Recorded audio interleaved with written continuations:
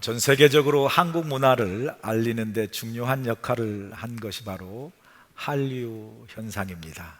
여러분, 한류 현상 들어보셨죠? 코리안 웨이브라는 말인데, 이 한류라는 말은 이 한국의 대중문화가 한국을 넘어서 다른 나라에서 인기를 얻고 유행하는 현상을 이 한류라고 이야기하죠.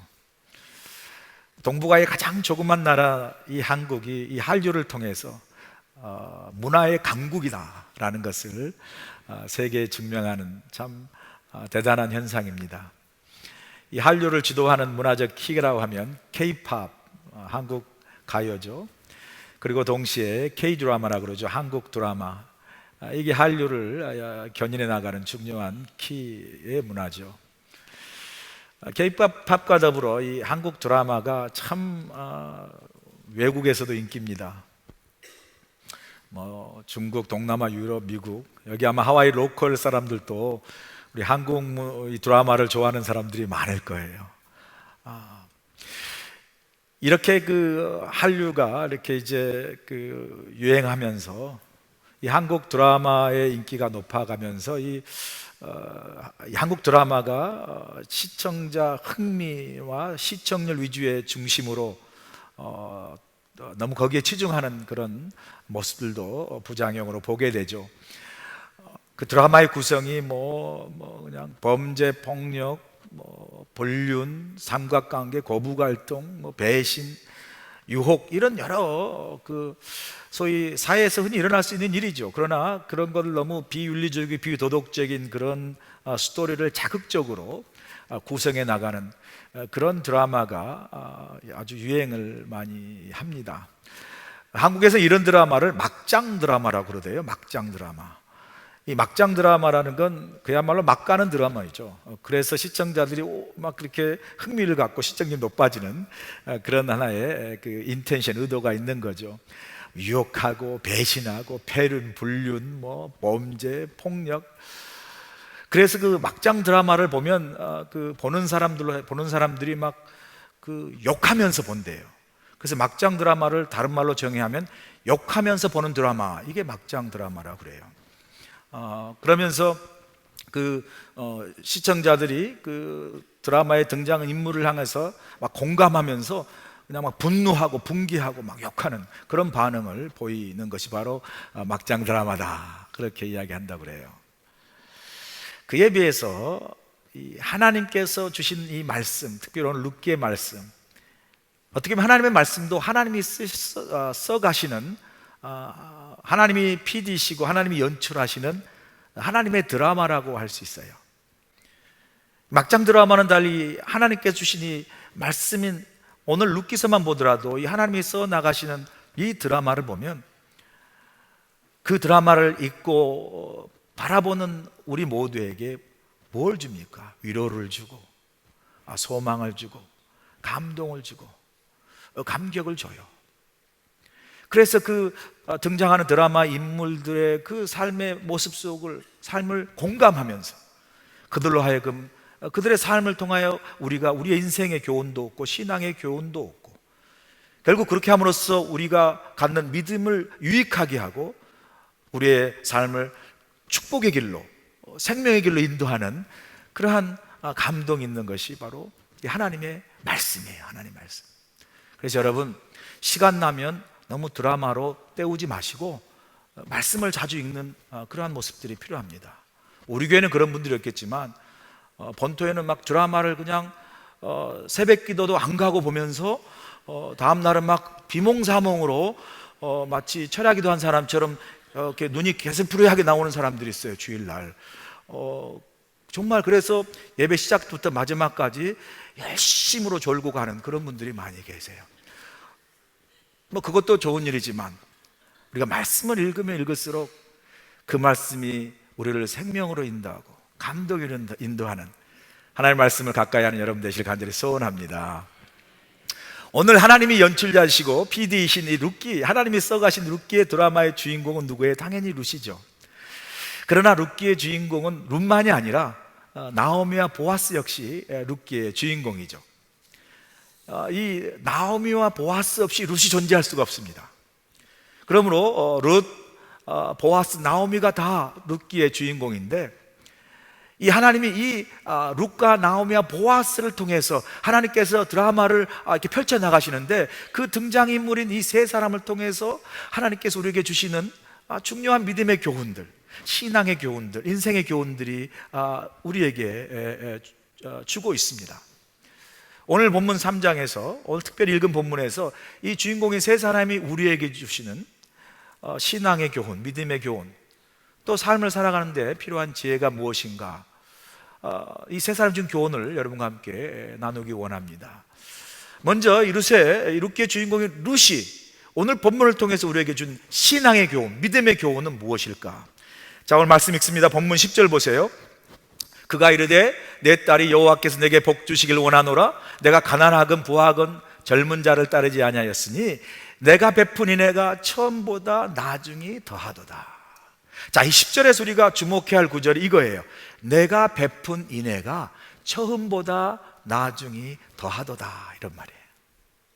자, 이 말은 무슨 말이냐면 이건 보아스가 룻을 축복하는 말이에요. 축복하면서 한 말인데, 정확히 말하면 이 룻이 시어머니 나오미를 향해서 베푼 인애는 우리가 히브리 말로 헤세드라고 그러죠. 헤세드는 무슨 뜻이라고 그랬죠? 긍휼, 자비, 인애, 사랑이라는 뜻이었어요. 이건 하나님의 성품이기도 하고, 이 하나님의 성품이 룻의 삶을 통해서, 성품을 통해서 나타난다라고 제가 예전에 말씀을 드렸는데, 이 하나님의 성품과 같은 이 헤세드, 시어머니를 향한 사랑과 그 긍휼함이 처음보다 시간이 가면 갈수록 점점 더 깊어지고, 점점 더 커지고, 점점 더 풍성해진 그러한 모습이 누구에게 있었다고요? 룻에게 있었다라는 거예요.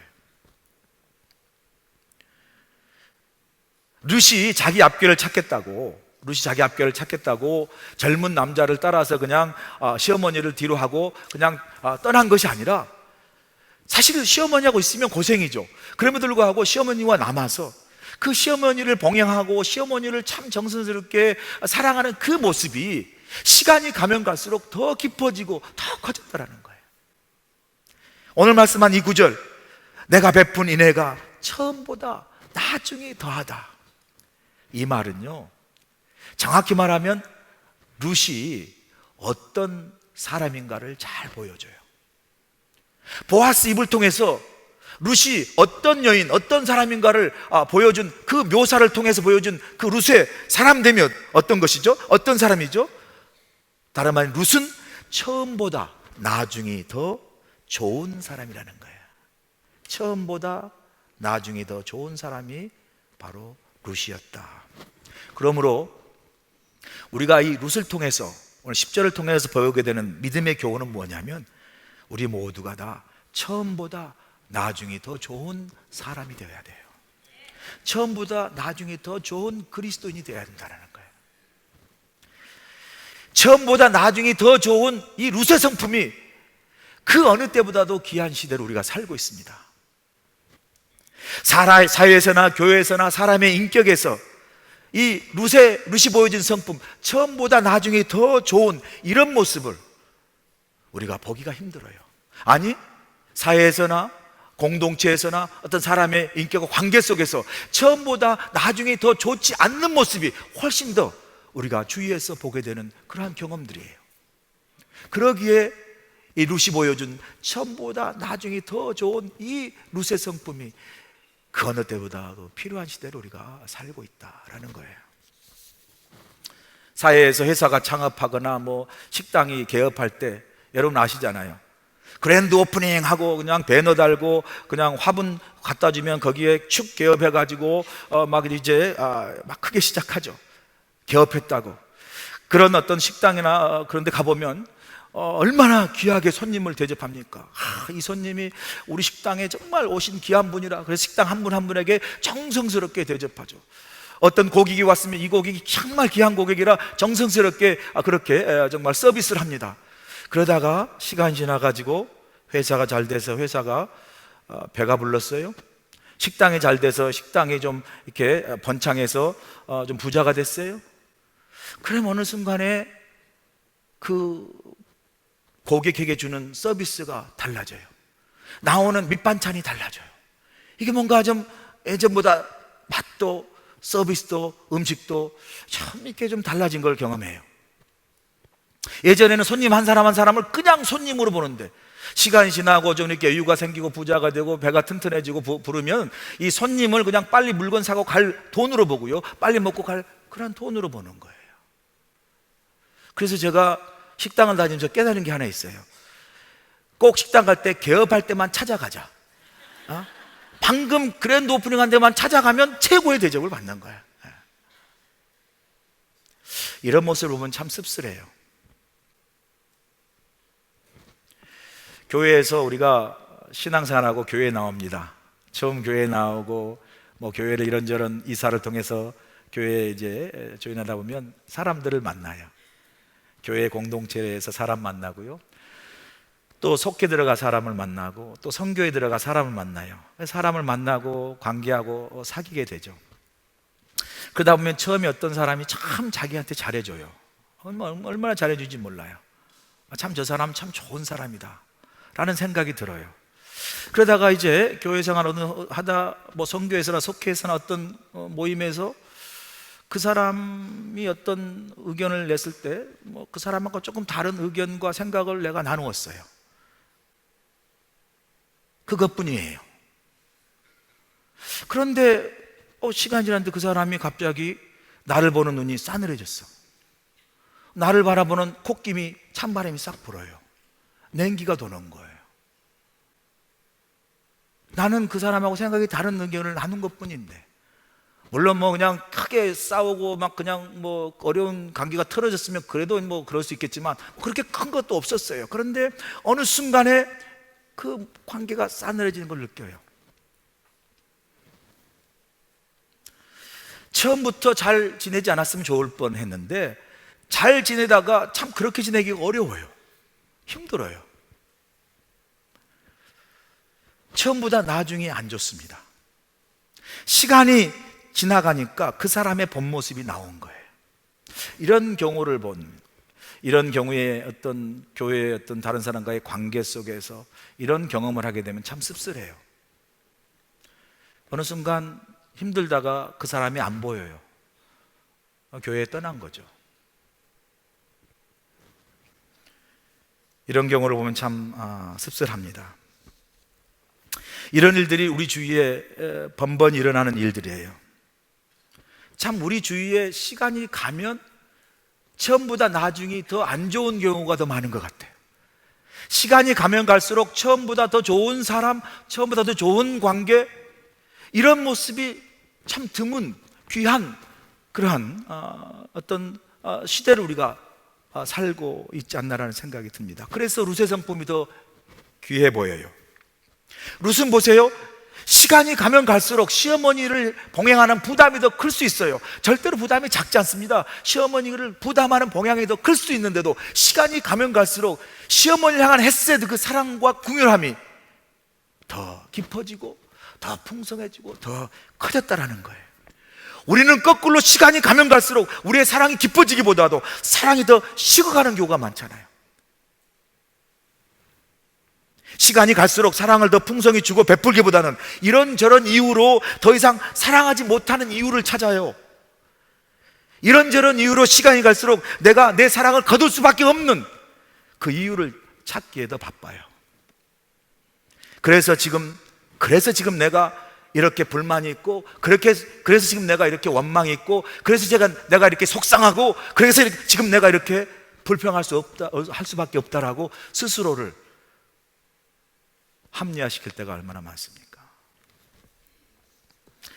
그런 우리를 향해서 주님께서 요한복음 2장 가나의 혼인잔치를 통해서 중요한 교훈을 다시 주죠. 요한복음 2장에 가시면 예수님께서 가나의 갈릴리 가나의 혼인잔치에 초대를 받습니다. 아마 마리아 어머니가 그 혼인잔치를 주도하는 걸 보면 아마 예수님의 먼 친척일 수도 있겠라는 생각이 들어요. 제자들과 함께 혼인잔치에 가서 그 잔치에 참여했는데, 결혼식에 참여했는데 어떤 일이 발생합니까? 그 결혼식에, 그 잔치에 포도주가 떨어져 버렸어요. 이건요, 이렇게 생각하시면 돼요. 결혼식을 했는데 오늘로 말하면 피로연이 없는 거예요. 물론 두 남녀가 결혼하는 것도 중요하지만 결혼한 다음에 피로연을 우리가 함께 나누면서 가족들과 친구들과 함께 즐겁게 파티하고 어떤 축구하는 게 참 하이라이트잖아요. 그죠? 그것도 원 오브 더 중요한 하이라이트인데 결혼식에 포도주가 떨어졌다는 것, 결혼식의 잔치에 기쁨이, 행복이, 즐거움이 사라졌다는 거예요. 결국 뭐예요? 결혼식이 망쳤다는 거죠. 그럴 때 예수님께서 참 은혜 가운데 자신의 시간이 이르지 않음에도 불구하고 은혜를 베푸셔서 그 결혼식을 세이브해 주셔죠. 잔치의 기쁨과 행복을 계속하도록 하나님 주님께서 은혜를 베푸시는데 어떻게 하시죠? 물을 기적적으로 변하게 하셔서 포도주를 잔치에 내어줍니다. 그래서 계속해서 그 결혼 잔치가 행복하게 진행될 수 있도록 은혜를 베푸시죠. 자, 그때 포도주가 떨어지고 난 후에 당황하는 그 신랑 신부 어머니, 그런 상황을 보시고 물을 변하여 포도주를 내어줬을 때 그 포도주를 마신 손님들의 반응이 요한복음 2장 10절에 나와요. 열회장이 신랑을 불러 말하되 사람마다 먼저 좋은 포도주를 내고 취한 후에는 낮은 것, 더 좋지 않는 것을 내거늘 그들은 지금까지 좋은 포도주를 두었다. 이게 무슨 말이에요? 보통은 사람들은 처음에는 좋은 술 내다가 좋은 포도주를 내다가 나중에 술이 취하면 그냥 무슨 맛도 잘 모르고 그게 그걸 거라 생각하고 더 좋지 않는 술을 내거늘 너는 어찌하여 처음보다 더 좋고 맛이 좋고 질이 좋은 그런 포도주를 내는 것, 주는 것, 이게 어찌된 일이냐라고 기쁨으로 반문하는 이야기죠. 자, 이 기적을 통해서 주님께서 우리에게 주는 교훈이 뭐예요? 복음이 들어가고 예수님의 손길이 닿는 곳은 어디든지 누구든지 언제나 처음보다 나중에 더 좋은 새로운 변화가 있다는 것을 우리에게 가르쳐주는 말씀이에요. 복음이 들어가고 예수님의 생명이 들어가는 그 어떤 것이든지 그곳에 그 사람의 그 속에는 처음보다 나중에 더 좋아지는 역사가 일어난다는 거예요. 그래서 여러분, 우리가 주님 만나기 전에 그 만나기 전, 믿기 전 처음보다, 아니 믿고 난 그 처음 그 순간보다 시간이 지나면 지날수록 점점 더 와인이 시간이 지나면 지날수록 그 숙성되고 그 맛이 더 좋은 것처럼 우리가 주님 만나고 은혜를 알게 한 그 시작부터 처음부터 시간이 지나가면 지나갈수록 우리의 신앙과 우리의 믿음도 와인이 숙성되는 것처럼 더 성숙되어지고 믿음의 좋은 진보가 일어나고 발전이 일어나는 그런 역사에게 간절히 축원합니다.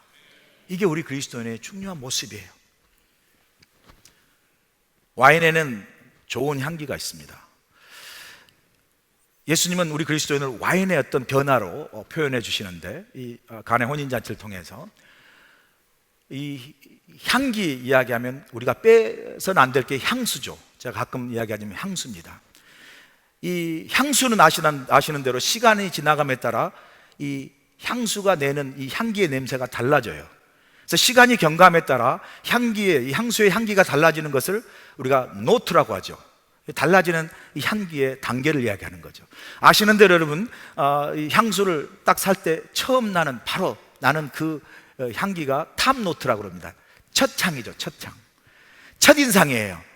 확 강렬하게 드는 이 첫 향을 가지고 향수를 사는 사람은 향수에 대해서 아주 모르는 사람이에요. 이게 강하기 때문에 맛을 잘 몰라요. 자, 이 탑노트, 첫 향, 첫 인상이 그 first 노트라면, 탑 노트라면 두 번째 그 첫 향이 지나가면서 나는 걸 미들 노트라고 그래요. 중간 향이라고 그럽니다. 가면서 이렇게 첫 향이 사라져 가는 냄새인데, 자, 그러고 나서 이 첫 향이 10분 정도, 그 다음에 중간 향이 한 30분 정도라면 마지막 한 2시간 이후에 계속해서 은은하게 지속되게 향기를 내는 그 노트가 바로 베이스 노트라고 합니다. 이걸 한국말로 하면 잔향이라고 그래요. 잔향. 그런데 여러분, 향수의 진짜 품질과 퀄리티는 어디서 오냐? 탑노트, 미들노트에서 하지 않아요. 향수의 진짜 그 퀄리티와 진짜 값을 매기는 건요, 베이스 노트, 이 잔향을 통해서 향수의 값을 매깁니다. 엄밀히 말하면 첫 향기가 첫인상이 좋고 중간에 지나가면서 좋으면서 사라지다가, 그러다가 나중에 알고 보니까 이게 아니었다라고 향수뿐만 아니라 사람 관계 속에서도 우리 많이 경험해요. 야, 첫인상이 좋았어요. 사귀다 보니까 좋은 것 같은데 저 사람 왜 저러지? 하다 보면 나중에 이 사람이 그런 사람이 아니었구나라고 경험하는 게 많아요. 근데 향수의 퀄리티는 어디에 있다고요? 베이스 노린 찬양에 있어요. 시간이 지나가면 지나갈수록 첫 인상이 사라집니다. 중간에 어떤 사람이 이렇게 지나가면 시간과 관계 속에 지나갑니다. 그런데 시간이 지나면 지날수록 찬양처럼 베이스 노트처럼 점점 더 그 사람은 알아가면 알아갈수록 이 사람이 진국이야. 사귀면 사귈수록 이 사람이 참 멋있는 사람이야. 사귀면 사귈수록 그 사람의 본색이 드러나는 것이 아니라 사귀면 사귈수록 그 사람이 정말 이 사람 참 귀한 사람이구나, 좋은 사람이구나. 교회도 딱 오늘 오신 분 계시지만 교회도 딱 등록했어요. 교회 참 좋다. 예배도 좋고 스크린도 좋고 더군다나 목사가 너무 잘생겨서 너무 좋다, 뭐 이런 좋은 인상을 가지다가도 교회 다니다 보니까 같이 다니는 어떤 교회 공동체의 모습에서 이게 첫 인상하고 다르네? 좀 지나 보니까 이게 제대로 온 교회가 맞나? 하다가 이 교회가 내가 처음에 봤던 그런 교회가 아니구나 라는 생각을 많이 가져요. 그런 교회가 아니라 처음에 받았던 인상, 그 느낌보다 시간이 지나고 경과되고 내 신앙을 우리 교회에서 계속 해나갈 그 시간이 경과할 때마다 더 은혜가 있고 더 좋아지고 더 정말 이 교회가 내 마음에 다가와서 정말 이 교회가 정말 내가 원하는, 정말 하나님 기뻐하시는 교회라는 그러한 찬양이 오래 지속되는, 처음보다 나중에 더 나은 사람, 처음보다 나중에 더 좋은 교회가 되기를 간절히 소원합니다.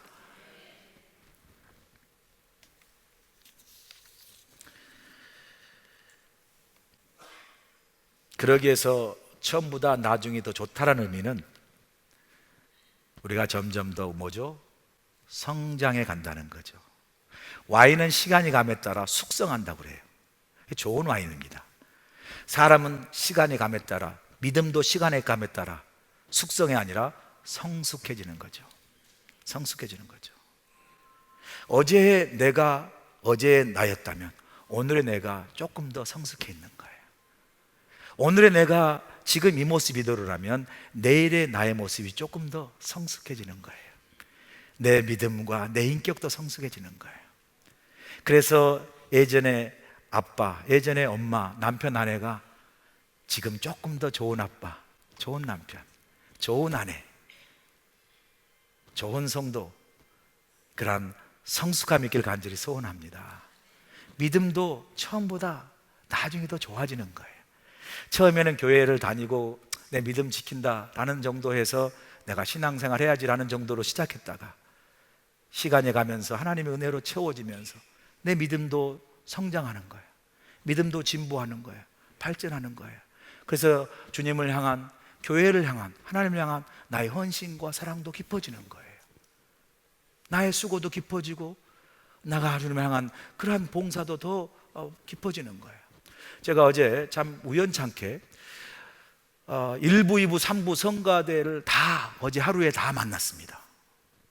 오전에는 우리 3부 시온성가대 수련회가 있어서 시온성가대에 가서 제가 수련회 잠깐 참석하고 왔고요. 여기 와가지고 6시에는 우리 2부 성가대, 호산나 성가대 같이 식사하면서 함께하는 시간을 가졌습니다. 그리고 약간 겹쳐서 일부 성가대가 또 와서 연습하고 또 연습하기 위해서 기다리는 일부 성가대 그 성가대원들을 만났습니다. 그 하루에 세 성가대를 다 만난 거예요. 놀라지도 않죠. 뭐 하여튼 다 감사하게 만났는데 제가 거기서 참 귀한 거를, 은혜를 받았어요. 우선 그 세 성가대에 열심히 헌신한 우리 성가대원도 기해요. 참 감사하죠. 그런데 더 감사한 건 1부, 2부, 3부 성가대에 새롭게 조인하는 성도들이 있더라고요. 이번에 성가대원들 모집할 때 내가 이제 성가대를 한번 조인해서 봉사하겠습니다, 섬기겠다는 사람들이 이렇게 조인하신 걸 내가 봤습니다. 그걸 보면서 그 조인하는 그 결단 속에 그분이 하나님 안에서, 주님 안에서 처음보다 나중에 더 좋은 믿음의 성장과 믿음의 진보와 성숙함이 저는 있다고 믿습니다. 그렇기 때문에 더 번거롭죠. 교회만 잠깐 왔다 가는 것보다 번거롭지만 내가 시간을 내서 봉사하겠다라는 그런 마음의 결단이 있지 않았겠습니까? 우리 모두가 룻처럼 처음보다 나중이 더 좋은 하나님의 사람 되길 간절히 소원합니다. 우리 교회가 처음보다 나중이 더 좋은 교회가 되기를 다시 한번 소원합니다. 자, 두 번째, 보아스가 룻이 아닌 보아스가 우리에게 주는 신앙의 교훈, 믿음의 교훈이 무엇입니까? 본문 12절 13절에 나와 있죠. 12절을 보겠습니다. 참으로 나는 기업을 물을 자이나 기업 물을 자로서 나보다 더 가까운 사람이 있으니. 13절이에요. 그 다음에 13절 넘겨주세요. 이 밤에 여기서 머무르라. 아침에 그가 기업 물을 자의 책임을 이행하면, 그 기업 물을 자의 책임을 그 사람이 이행하는 거 very good, 좋다. 그러나 만약 그 사람이 기업 물을 자의 책임 이행하기를 기뻐하지 아니하면 여호와께서 살아계심을 두고 맹세하노니 내가 기업 물을 자의 책임을 내게 이행하리라. 아침까지 누워 있으라. 무슨 말이냐면 보아스가 지금 룻에게 이야기하는 거예요. 엘리멜렉이라는 이 몰락한 가문, 나오미 남편 엘리멜렉이라는 몰락한 가문의 기업 물을 자로서의 우선순위를 가진 그런 사람이 나가 아닌 다른 사람이라는 거예요. 다른 친척이 기업 물을 우선순위에 있다는 것을 이야기하고, 만약에 그 친족이 기업 물을 책임을 이행하지 않는다면, 이행한다면 I'm fine, 자신이 관여할 일이 아니지만 만약 그 사람이 그 기업 물을 책임을 포기한다면 그때는 내가 여호와 사심을 두고 맹세하는데 내가 기업 물을 책임을 지겠다라고 말하는 거예요. 자, 이 보아스의 이런 모습을 통해서 우리가 배우게 되는 게 뭐냐면, 보아스가 이 공동체의 구성원으로서 참 질서를 존중하고 동시에 책임을 감당하는 이 공정하고 바른 믿음의 모습, 삶의 모습을 보아스를 통해서 보게 되는 거죠. 자, 우리가 3장에서 볼 때 여러분 꼭 아셔야 될 게 뭐냐면, 3장에서 보아스가 이렇게 기업 물을 책임을 지겠다라고 하는 이 이야기가, 보아스가 참 사람이 품성이 좋고 덕이 많아서 그런 말을 그 정도 하지 않았겠냐라고 생각할지 모르지만 그렇지 않아요. 기업 물은다는 이 책임을 진다는 게 쉬운 일이 아닙니다. 만약에 룻에게 내가 너에게 기업 물을 자의 책임을 지겠다라고 이야기한 것은 다른 말로 하면 내가 너의 인생을 책임지겠다라는 거예요. 여러분, 한 사람이 다른 사람 인생 책임진다는 거 쉬운 거 아닙니다. 더군다나 그 기업 물을 다는 책임을 지겠다는 것은 룻이 처하고 있는 어려운 상황을 다 떠안겠다는 거예요. 룻이 과부여죠. 먹을 것이 하나도 없고 가난한, 아주 궁핍한 가난한 사람이에요. 만약에 보아스가 그 기업을 물겠다는 것은 이 룻에 처한 과부와 어려운 가난과 궁핍함을 다 떠안는다는 거예요. 그럼 여러분 가운데 보아스가 여기 성경에 부자라고 나와 있으니까 부자면 그 정도 하면 되지 뭐. 여러분 오해하지 마세요. 부자가 더 안 해요. 부자가 왜 부자 된 줄 알아요? 좋은 부자가 있지만 부자는요, 손에 안 되는 걸 잘 안 하기 때문에 부자 되는 거예요. 부자라고 그걸 다 떡썩 떠한다고 생각하세요? 천만에. 가난하니까 뭘 몰라가지고 그래 내가 도와줄게 가난한 사람이 인심나지, 진짜 좋은 부자 빼고는요, 부자들은요 그거 안 맞습니다. 언감생신 안 맡아요. 자, 그런데 더군다나 실제적으로 보아스가 그 기업 물을 책임을 져야 할 1순위에도 있지 않았어요. 다른 사람이 1순위예요. 자, 그런데 왜 보아스가 그럼에도 불구하고 그 사람이 지지 않으면 내가 여호와께 맹세하여 내가 반드시 기업 물을 책임을 지겠다 했을까? 저는요, 바로 이 보아스의 모습 속에서 보아스가 단순히 호의와 덕을 많이 가진 사람이라 일을 한 게 아니라 더 깊게 들어가면 보아스가 룻을 향한 사랑의 감정이, 좋은 감정이 있었다는 거예요.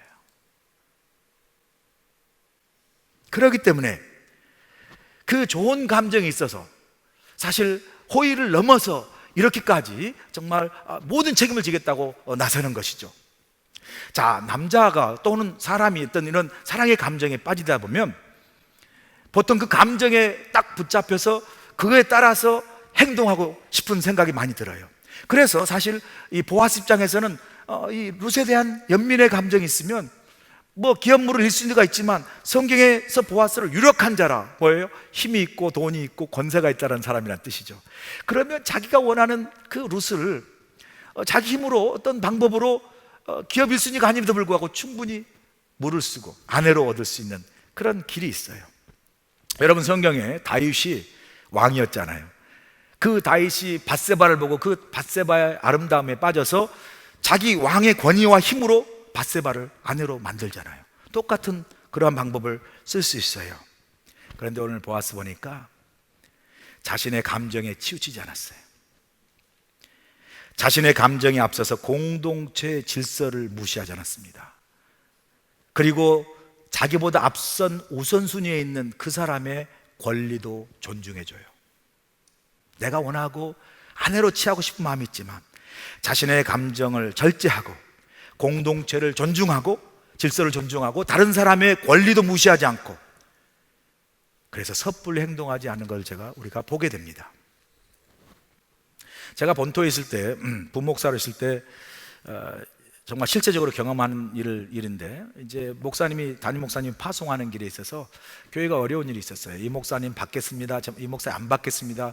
어려운 일이 생겼어요. 그런데 부목사니까 뭐 제가 별로 할 일이 없어요. 그냥 뭐 기도하는 수밖에 없죠. 근데 그렇게 이제 한쪽에서는 이 목사님 받겠습니다, 한 목사님 이 목사님 뭐 안 됩니다, 뭐 여러 가지 이유가 있겠지만 그렇게 막 교회가 이제 싸움이 났어요. 그럴 때 감리사님이 중재하러 왔습니다. 백인 감리사예요. 그때 제가 통역을 맡았습니다.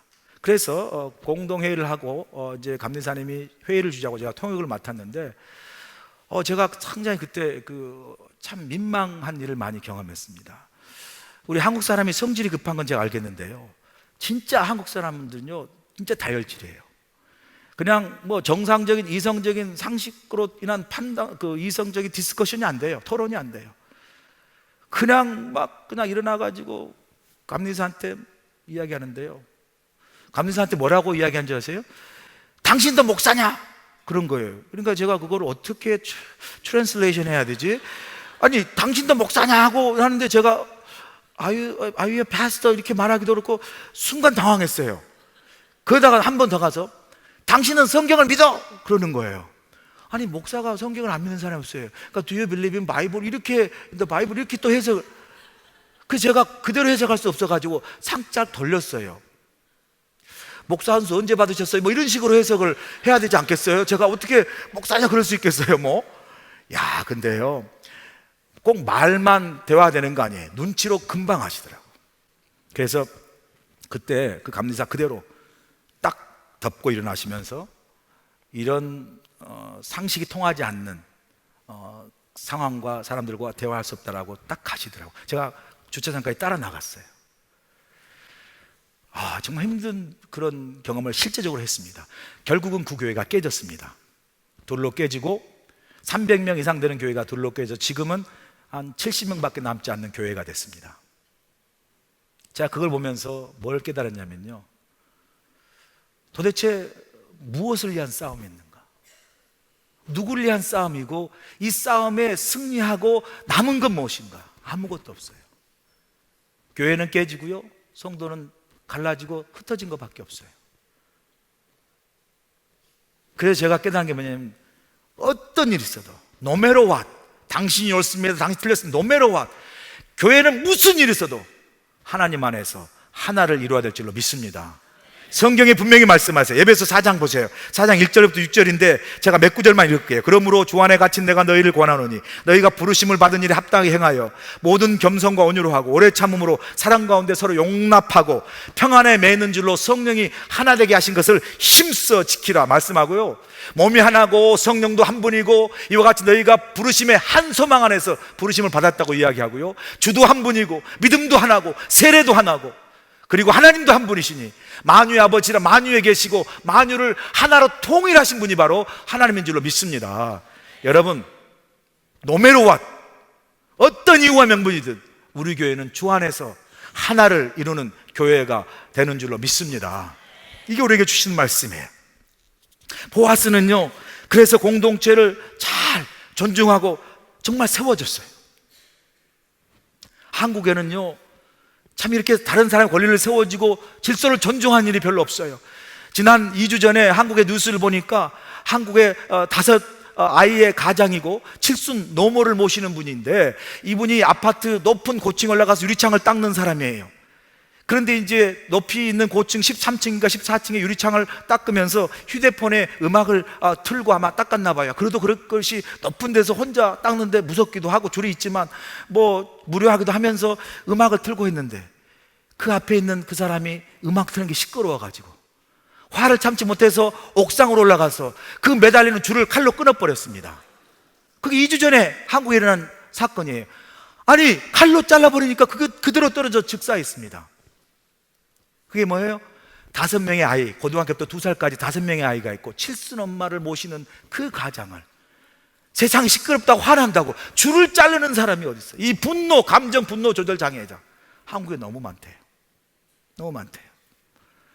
우리에게 필요한 거요, 보아스처럼 함부로 감정을 앞서지 아니하고 공동 질서를 존중하고 다른 사람의 권리도 존중해 주면서 하나님의 아름다운 공동체를 세워나가는 저와 여러분 되시 주의로 간절히 축원합니다.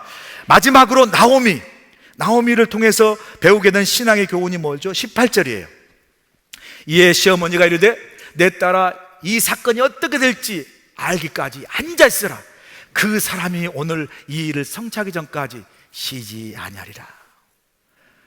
보아스가 루시 보아스를 만났다가 돌아왔어요.